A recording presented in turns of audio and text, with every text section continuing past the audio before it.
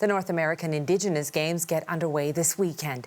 It is the largest multi-sport and cultural event ever held in the Halifax area. And as the CBC's Brooklyn Curry tells us, an event this big couldn't happen without the help of thousands of volunteers.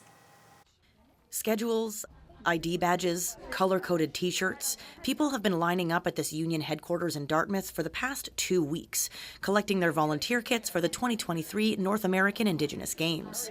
There are close to 3,000 volunteers working to make this year's games a reality, putting in 100,000 hours. Some are flying in this week from out of province to volunteer, but many live right here in Nova Scotia. In Millbrook First Nation, the Confederacy of the Mainland Mi'kmaq is giving its 140 employees the week off to volunteer and take in the games. It's like once in a lifetime, like you need to go out and experience what's happening right now in Halifax. They need volunteers. I've seen how the games run, and if it's not for the volunteers, it's not going to happen. So here we are giving back to our community by saying, volunteer, be part of it. Some volunteers started working behind the scenes on the games months ago. After background checks and orientation, they also had to complete cultural awareness training sessions, learning about Mi'kmaq traditions, language, and how to be an ally to Indigenous people.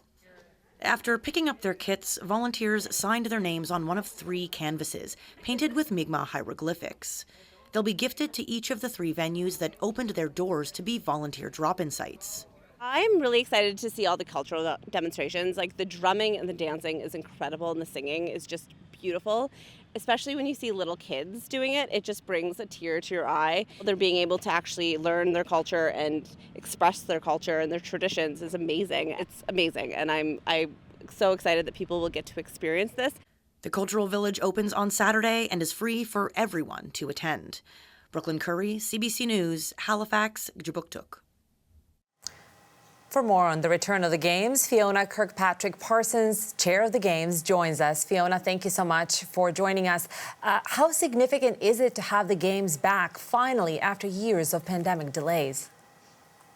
Yeah, of course, 2020 was the infamous year, and that was a crushing moment. And I can't lie, it was an awful time for us to have to put the brakes on when we were so close to hosting. But you know what? We're focused on right now. The Cultural Village opened today. The energy is absolutely electric. We're so excited to welcome the athletes. It is really a buzz here. It's full of energy right now, and really, that's all we're focused on at this moment. Is just celebrating, being together, and finally welcoming these games here to Jabuktuk, Halifax. Tell me, Fiona, we were hearing somebody in that piece we just watched talk about how cute it is to see the kids especially performing. Tell me, how important are these games for Indigenous youth? Oh, that's a great question.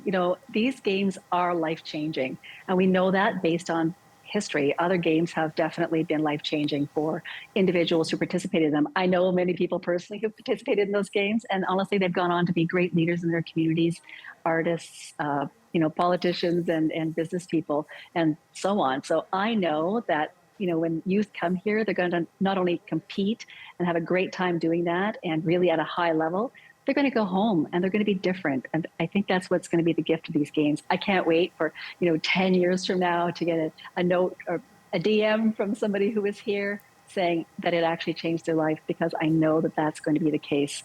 These games truly are life-changing and life-saving in many respects, as I've been told. Wow, the future leaders.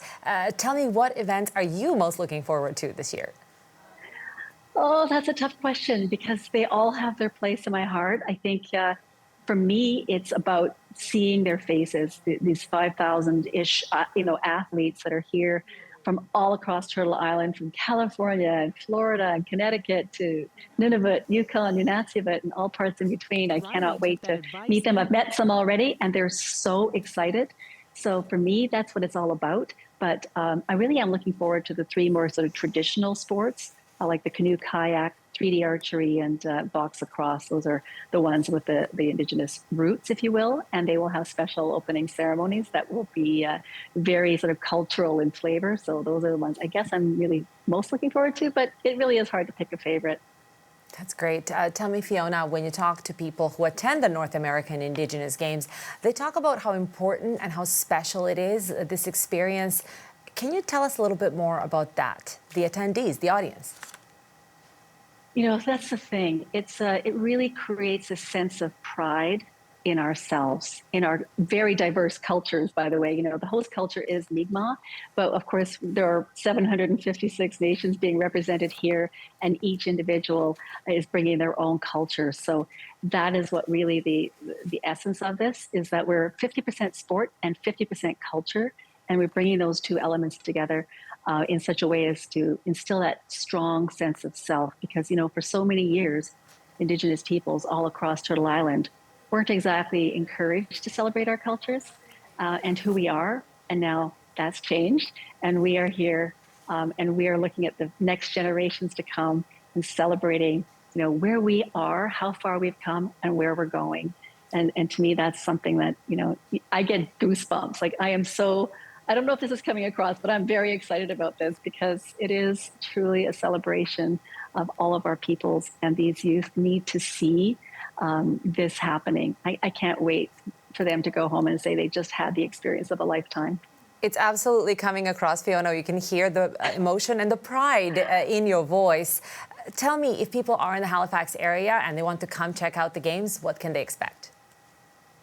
Wow, there is so much going on. I mean, there are 16 sports at 21 venues. 2 venues are outside the city. One is in Millbrook First Nation, where 3D archery is taking place, which is a phenomenal sport.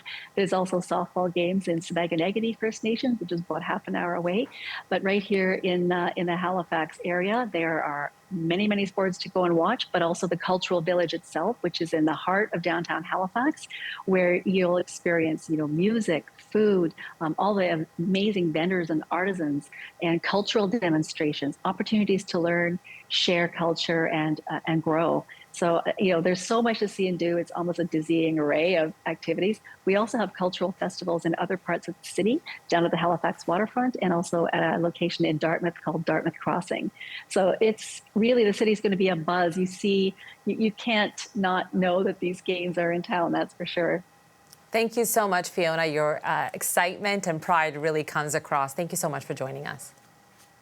Absolutely, my pleasure. Thank you so much.